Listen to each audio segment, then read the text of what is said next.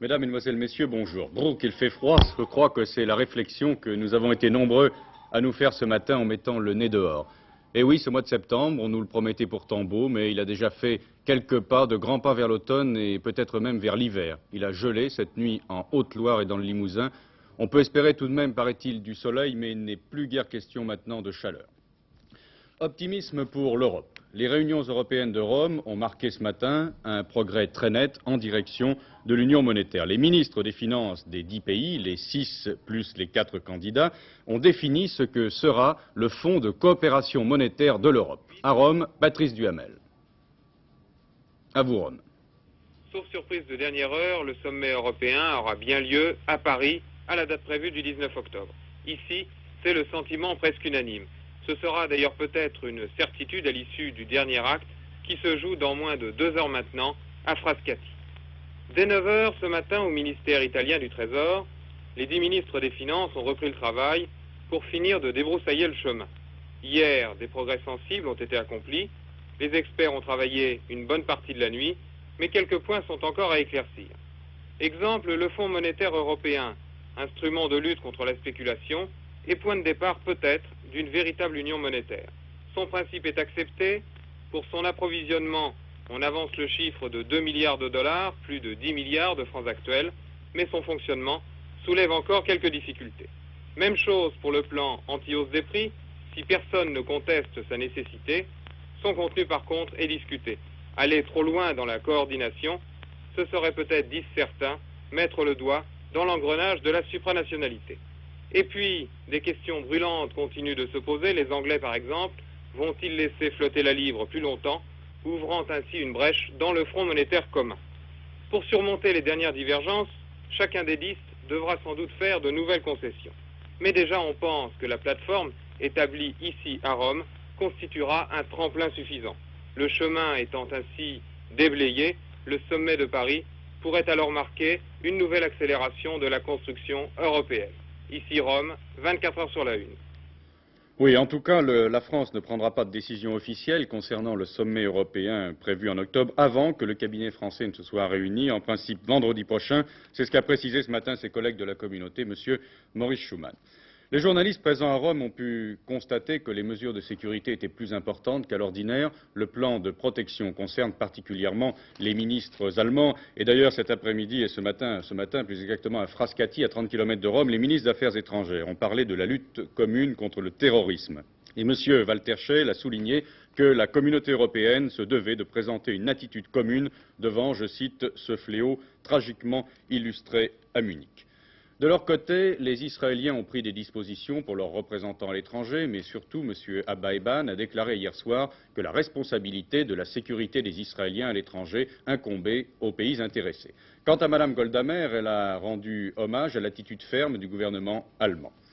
À noter aussi à Paris la nuit dernière une alerte à la bombe au journal L'Aurore, une lettre annonçait que la bombe avait été déposée pour que les journalistes cessent, je cite, leur campagne contre les Palestiniens. Mais revenons maintenant aux événements de Munich. Les corps des Fedayines tués à Munich ont été placés hier soir à bord d'un avion spécial en direction de la Libye. Raymond Girard.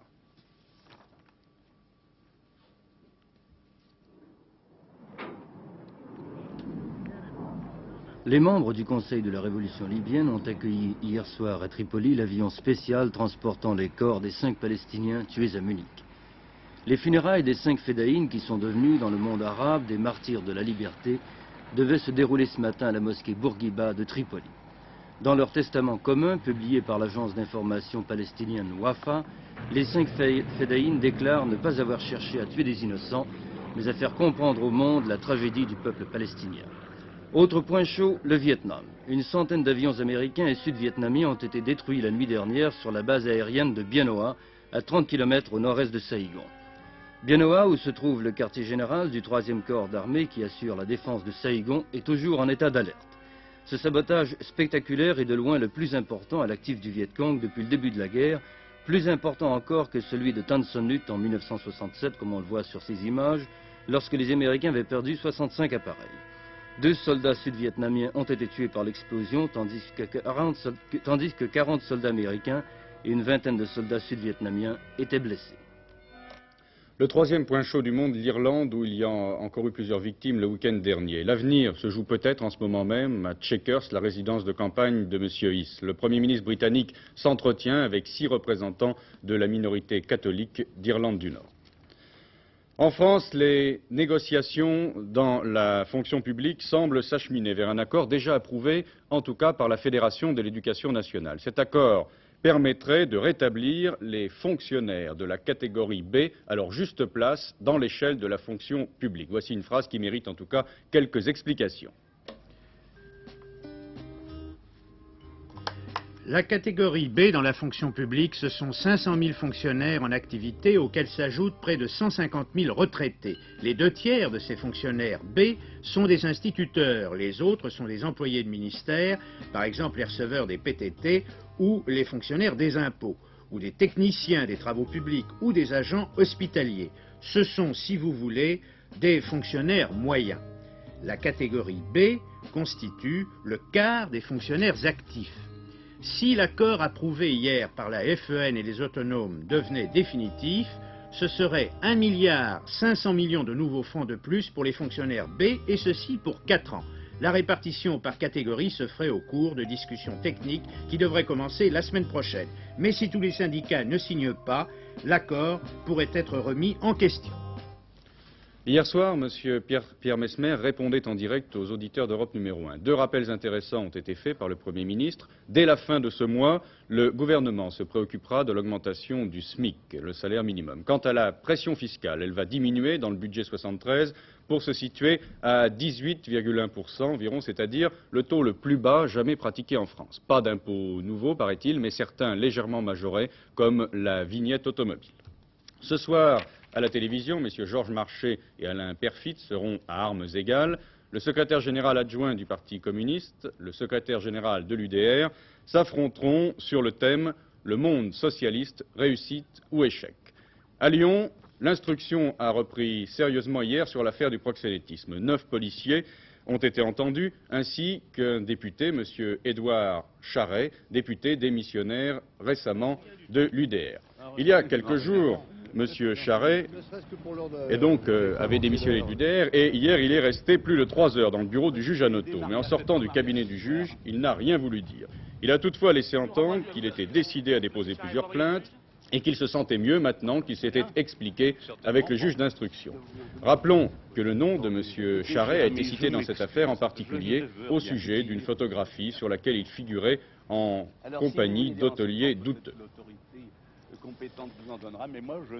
Il y a finalement beaucoup plus de places de parking qu'on ne pourrait le croire à Paris, en tout cas pour mettre les voitures en fourrière. En effet, selon un décret paru au journal officiel, toutes les voitures en infraction pourront être enlevées par les brigades spécialisées. Des précisions maintenant avec Bernard Renault qui est allé enquêter. Ne faites plus jamais ça si vous tenez à retrouver votre voiture à l'endroit où vous l'aviez garée. Sinon, c'est à la fourrière que vous irez la rechercher, après avoir payé 190 francs, 150 francs pour l'enlèvement et 40 francs de contravention.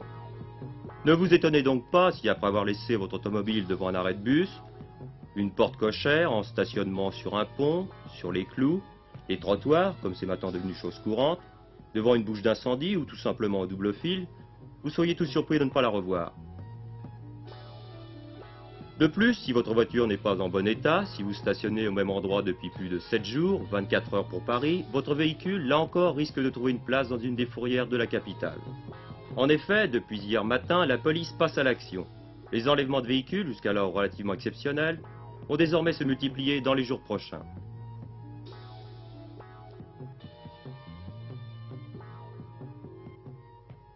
Plus précise, plus solide, en se basant sur des arguments juridiques valables. Jusqu'ici, nous opérions, nous avions une quarantaine de véhicules au service des enlèvements, une quarantaine d'engins qui procédaient aux enlèvements. Pour vous donner un ordre de grandeur, l'an dernier, nous avons effectué près de 50 000 opérations sur la région parisienne, dont 30 000 étaient réservées uniquement à des envois en fourrière. Je pense que maintenant, on va pouvoir encore accentuer notre effort, d'autant plus que depuis quelque temps, des 900 voies dans Paris ont été précisées par le préfet de police, et dans ces voies, le stationnement est considéré comme gênant. Donc nous pourrons purement et simplement procéder à l'enlèvement des véhicules dans ces voies. On découvre sans cesse en France de nouvelles zones de rivières qui sont polluées. Après le Cher, où 3500 kilos de poissons morts ont été recueillis près de Saint-Amand-Montrond, c'est la Durance qui est maintenant touchée. On s'en est aperçu dimanche, mais il était déjà trop tard. Il y avait là aussi beaucoup de poissons morts. Une correspondance de Marseille.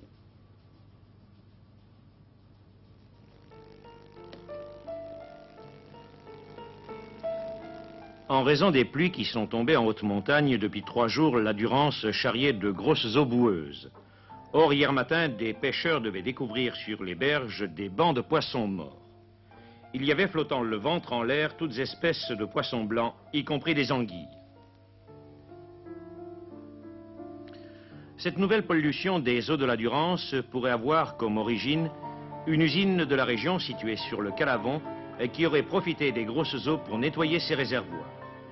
Compte tenu de l'orage, une odeur pestilentielle s'élevait hier et ce matin près du barrage de l'électricité de France à Avigny.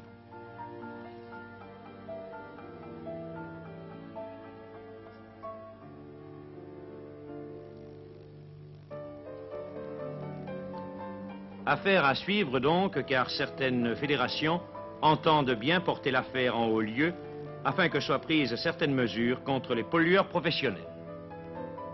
Montréal 1976, c'est la dernière image du stade olympique de Munich hier, le rendez-vous donc fixé pour dans 4 ans. Une autre image aussi de cette fin des Jeux, le triomphe fait hier à Bordeaux à la médaille d'or de yachting, catégorie fine, Serge Maury. Alain Bilouin, nos 13 médailles, c'est maintenant presque du passé, on peut le dire. Revenons au sport national, quel est le calendrier des rencontres importantes? Oui, eh bien, dès ce soir, nous passons au football avec une rencontre bien sympathique d'ailleurs entre les anciens du stade de Reims et ceux du Racing. Il s'agit du Jubilé Fontaine. On se retrouvera quelques 16 ans en arrière avec d'un côté notamment la fameuse triplette Coppa Fontaine-Piantoni, de l'autre Marche, Jean-Jacques Marcel, Ujlaki, Sizowski. Juste Fontaine, je vous le rappelle, avait été le meilleur buteur de la Coupe du Monde en 1958. Il avait marqué 13 buts.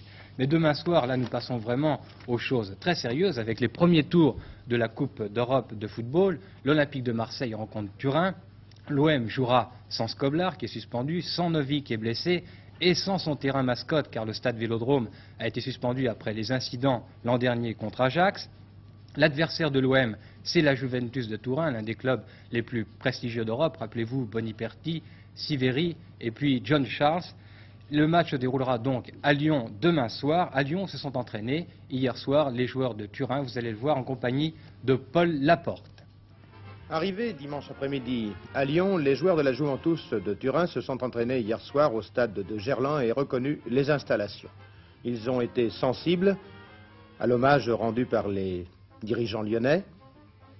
Et ensuite, une sévère séance de mise en train fut exécutée, sous la direction de l'entraîneur de la Juventus, bien sûr, et un match de mise au point. Notons toutefois que la composition de l'équipe est tenue secrète. Elle ne sera rendue publique qu'environ une demi-heure avant le début du match. Sur la pelouse lyonnaise, des grands joueurs tels Helmut Haller, Altafini, Zoft, le gardien de but, et bien d'autres encore. D'autres rencontres également demain soir avec des équipes françaises. Pour la Coupe de l'Union européenne, Sochaux rencontrera Copenhague, Nîmes, Zurich, Angers, Dynamo de Berlin. Et surtout un rendez-vous cette fois jeudi soir sur la première chaîne. Pour la Coupe des Coupes, Bastia rencontre l'Atlético de Madrid. Rendez-vous à 20h30 avec Michel Drucker. Bien, et tout de suite, mardi 13h15, notre magazine Vie moderne, Alain Veller nous dit « Attention, rentrez ».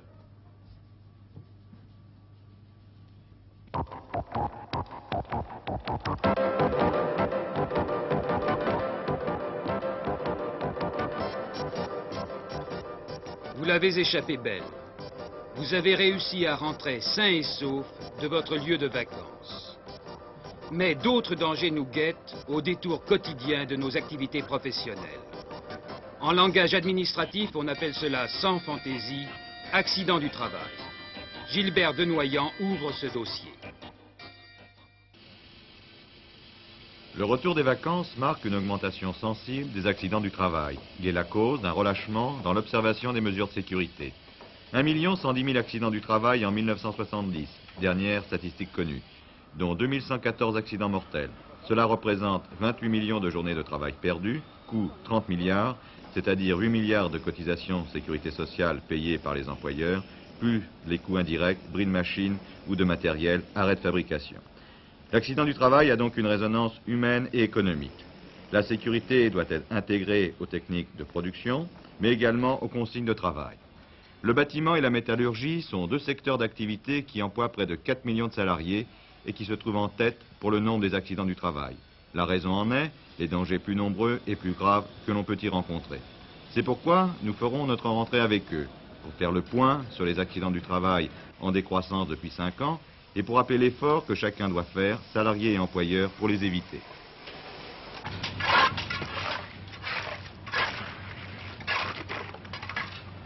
Les gens, en retournant de vacances, ont perdu leur concentration morale, ils ne pensent plus aux consignes de sécurité et physiquement, ils sont moins aptes que lors de leur départ, puisque, en somme, ils sont restés pendant un certain temps sans travailler. Bien, alors quelles sont à ce moment-là les mesures qui rentrent en vigueur pour préserver le chantier ou l'entreprise des accidents? Les mesures qui rentrent en vigueur sont évidemment les mêmes que celles qui se pratiquent au courant de l'année, à la seule différence qu'il faut que l'agent de sécurité soit beaucoup plus attentif au mouvement de chacun et soit beaucoup plus vigilant pour tout ce qui concerne les consignes de sécurité. Est-ce qu'au niveau de l'employeur, on a profité aussi de cette période de vacances pour renforcer les mesures de sécurité? Disons qu'au retour de vacances, l'employeur est quand même obligé de renforcer les sécurités sur le chantier. Bien, souvent on dit que les chantiers n'ont peut-être pas la sécurité voulue, car si les normes étaient respectées, cela grèverait d'autant les devis qui sont déjà extrêmement serrés. Je ne pense pas qu'il soit question vraiment d'une question de devis en ce qui concerne les protections que l'employeur est obligé de mettre en place conformément aux normes qui sont en vigueur. Mais disons que très souvent, le personnel lui-même ne respecte pas les consignes de sécurité ou enlève pour des raisons quelconques les protections qui sont mises en place.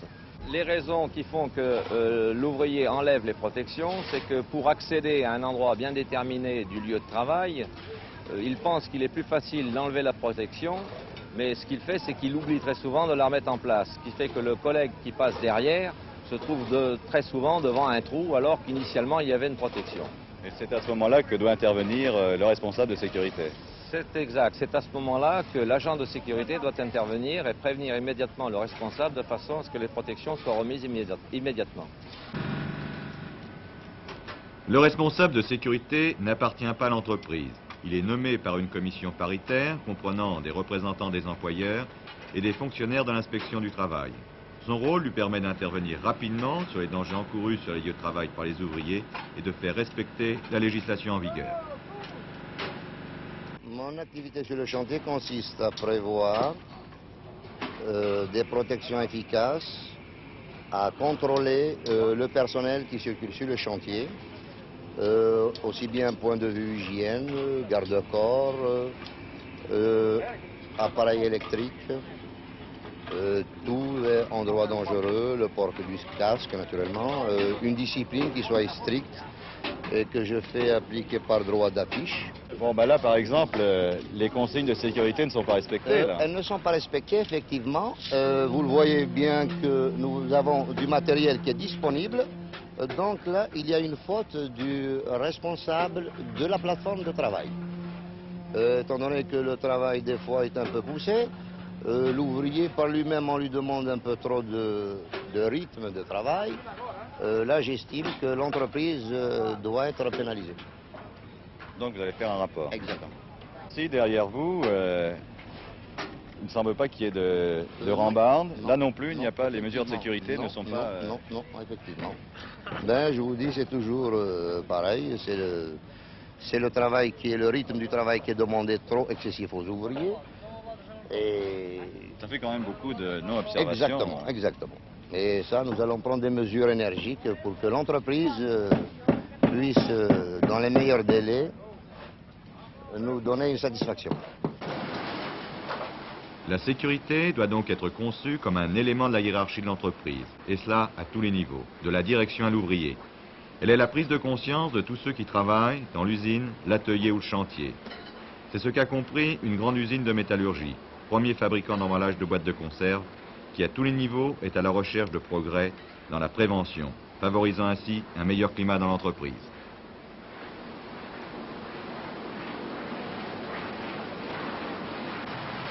Oui, dans notre entreprise, depuis de nombreuses années, nous faisons de la sécurité du personnel sur le plan humain, social et sur le plan économique. Il faut bien reconnaître que c'est le plan humain qui est le plus important pour nous.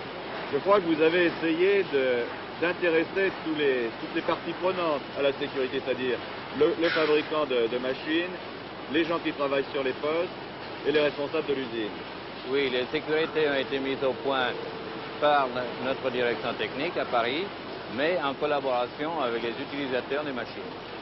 Après de nombreux accidents sur les machines, nous avons recherché les moyens pour protéger le personnel le mieux possible. Et nous avons déterminé des protections matérielles en ce qui concerne la protection des cylindres en particulier, puisque ces machines sont très dangereuses. Marche à 2 boutons pour éviter aux opérateurs de mettre les mains dans la machine quand ils l'actionnent. Et finalement... Alors, sur celle-ci, là, précisément, sur cette machine, alors quelles sont les améliorations qui ont accru la sécurité? Sur ces machines, nous avons monté des protections à l'arrière et à l'entrée de la machine.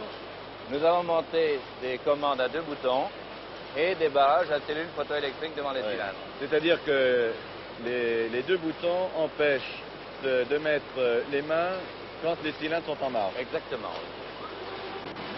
Est-ce que vous vous sentez en sécurité maintenant qu'il y a des mesures de prévention telles sur ces machines? De plus en plus, parce que avec les cellules et avec une impulsion à chaque main, on ne peut pratiquement plus avoir de main prise dans la machine.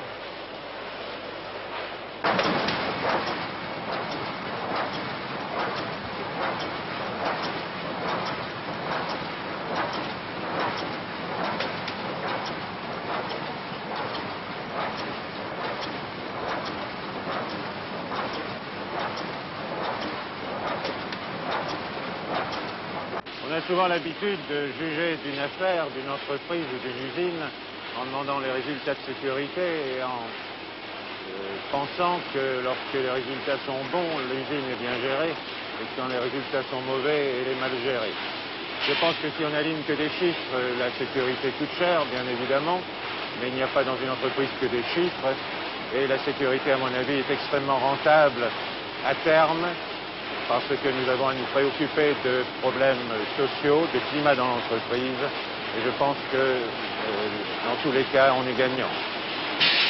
Donc sur ce plan économique, c'est-à-dire sur la rentabilité d'une entreprise, est-ce que les mesures de sécurité sont gênantes? Est-ce qu'on perd de l'argent? À mon avis, on ne perd pas d'argent. La productivité n'est en général pas atteinte par les mesures de sécurité que l'on peut prendre. Et même si dans certains cas, il arrive que la productivité puisse être légèrement atteinte par des mesures de sécurité, nous estimons toujours que la sécurité prime.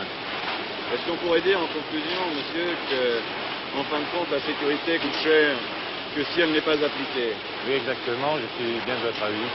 Je pense que c'est exactement la conclusion qu'on peut tirer.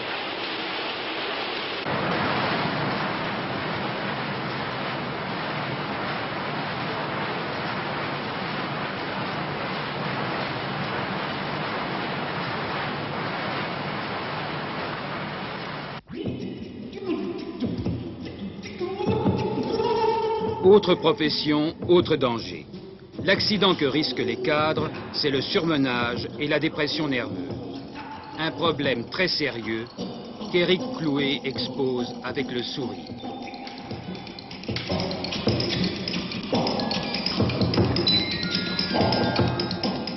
Eh bien voilà ce cadre qui commence sa journée et qui la commence naturellement très mal dès le retour des vacances. Il la commence dans son automobile, dans un embouteillage, avec le sentiment de frustration qu'éprouvent tous les automobilistes qui va se répétant de feu rouge en feu rouge. Il arrive évidemment en retard à son bureau, parce qu'il a eu du mal à trouver une place.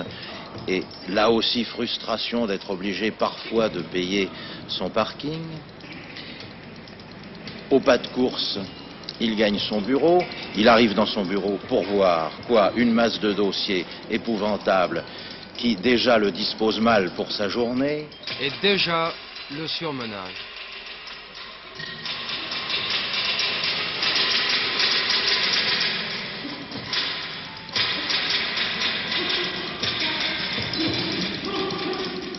Il fume trop. Il se nourrit aussi très mal. Sandwich bière sur le zinc ou meurtrier repas d'affaires.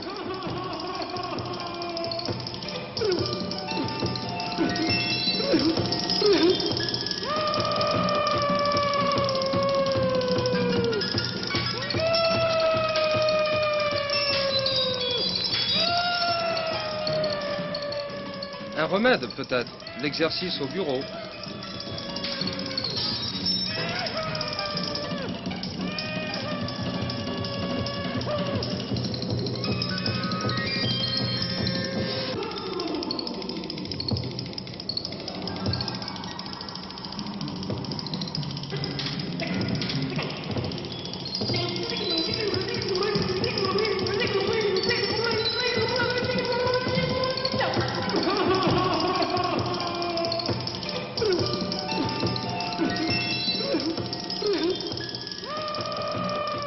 Bien sûr, ce n'est pas l'idéal.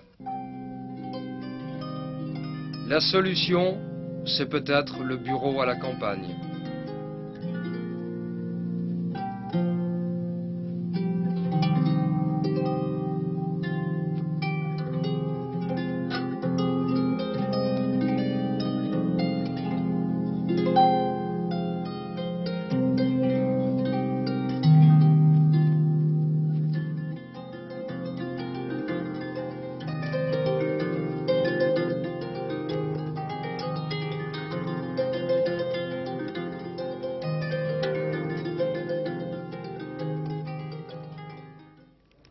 Avant d'appeler la bourse, je voudrais vous donner deux petites informations à propos du Vietnam. Tout d'abord, on s'attend à une nouvelle rencontre très prochaine et à Paris entre M. Kissinger, le principal conseiller du président Nixon, et M. Le Ducteau, chef de la délégation de Hanoï à Paris. Une autre information, on parle déjà de pénurie de vendangeurs en Bourgogne. On demande 600 personnes. Alors je vous conseille, si cela vous intéresse, de vous adresser aux fédérations départementales, soit des jeunes agriculteurs, soit de la Fédération nationale des syndicats d'exploitants agricoles. Michel Tardieu, je ne sais pas si les vendanges ont une certaine influence sur la bourse. Non, mais j'espère que le cru boursier 72 continuera d'être bon lui aussi. En tout cas, aujourd'hui, ce n'est pas tout à fait le cas, car la séance ressemble un peu à celle d'hier, c'est-à-dire qu'il y a une majorité d'effritement. Les meilleures dispositions enregistrées à Rome et dont Patrice Duhamel nous parlait tout à l'heure n'ont pas encore eu d'effet sur le marché, à moins que leur effet ce soit une légère baisse de l'or. En effet, l'or a un petit peu baissé ce matin à Paris, comme à Londres d'ailleurs. Je ne sais pas si c'est parce que les Européens veulent créer un fonds d'harmonisation monétaire qui leur permettra de lutter contre la spéculation et qu'à ce moment-là, il deviendra plus difficile de spéculer aussi bien sur l'or que sur les monnaies. En tout cas, l'or baisse un petit peu et il est plus probable que cela tienne aux déclarations faites hier par M. Volcker, le sous-secrétaire américain au Trésor, qui a réaffirmé la volonté des États-Unis de démonétiser progressivement l'or et éventuellement de vendre du métal sur le marché, car M. Volcker a reconnu qu'il y avait évidemment une gêne à voir le prix du marché libre très au-dessus du marché officiel qui, lui, vous le savez, est toujours de 38$ l'once. Et vous verrez tout à l'heure aussi que le Pinet a baissé un petit peu, peut-être à la suite de l'or. Les valeurs étrangères sont irrégulières. Siemens perd 3,50 francs alors que la construction électrique allemande se porte bien puisque les dépêches à provenance d'Allemagne nous disent que leur chiffre d'affaires de la construction électrique a progressé de 11% pendant le premier semestre. Les banques sont en légère baisse, encore que l'Indochine elle gagne 50 centimes. La CGE baisse légèrement. Vous voyez que c'est vraiment l'effritement qui domine dans la plupart des compartiments. La Française des Pétroles reprend un peu de terrain. La Française des Pétroles a annoncé que le tonnage commercialisé pendant les 6 premiers mois de l'année était en baisse de 7,5% et que le bénéfice provisoire, lui aussi, était en diminution de 8% par rapport au premier semestre 1971. Citroën gagne 1 franc. Pendant le mois de juillet, l'automobile française a encore battu des records. 1 834 000 véhicules produits contre 1 683 519 à la fin juillet 1971. La métallurgie, la Scherz, le CIC vient de publier une étude sur les valeurs sidérurgiques et sous le titre « La reprise du cycle de l'acier », la reprise cyclique de l'acier plus exactement, et le Crédit industriel et commercial affirme que les commandes pour les 6 premiers mois de l'exercice sont en augmentation de 9,8% par rapport au premier semestre 1971, qu'il y a donc une reprise cyclique. Et en prenant les valeurs les unes après les autres, le CIC remarque notamment qu'en ce qui concerne la Scherz, eh bien, cette société actuellement fait des efforts d'investissement très considérables et que cela évidemment peut peser un petit peu sur ses résultats financiers. D'autre part, en ce qui concerne Usinor et Badel-Siddelor, le CIC rappelle la différence de productivité entre les deux sociétés puisque la tonne d'acier coûte plus cher à Badel-Siddelor qu'à Usinor. Il faut 13 heures à Badel-Siddelor pour faire une tonne, il en faut 9 heures à Usinor. Donc une différence très sensible sur les coûts de production. Et le CIC dit que pour Usinor, le seul choix, c'est de porter la capacité de l'usine de Dunkerque de 4 à 8 millions de tonnes, et que pour Badel-Siddelor, évidemment, on ne pourra pas y voir clair sur le plan boursier tant que les problèmes du financement de Fos ne seront pas résolus. Vous avez vu que parmi les valeurs qui se distinguent, on retrouve une fois de plus Moulinex et Carrefour. Carrefour qui annonce notamment que les bénéfices devraient être à peu près en augmentation de 30% cette année, ce qui est évidemment considérable. Ici, la Bourse de Paris. À vous, Jean-François. Merci Michel. Bonne fête Apollinaire. Si vous vous appelez Apollinaire, vous allez savoir que votre prénom vient de Apollinaire Franco, qui était né à Aguilar de Campo en Espagne, docteur de l'université de Salamanque. Il est devenu franciscain et en 1600, il est parti en mission pour les Philippines, puis au Japon, d'où il n'est jamais revenu puisqu'il a été arrêté et resté en prison jusqu'à 1622 et le 12 septembre, il a été mis à mort par le feu, d'où sa béatification. Bonne journée, le prochain rendez-vous de l'actualité pour 24 heures sur la Une à 19h45. Au revoir.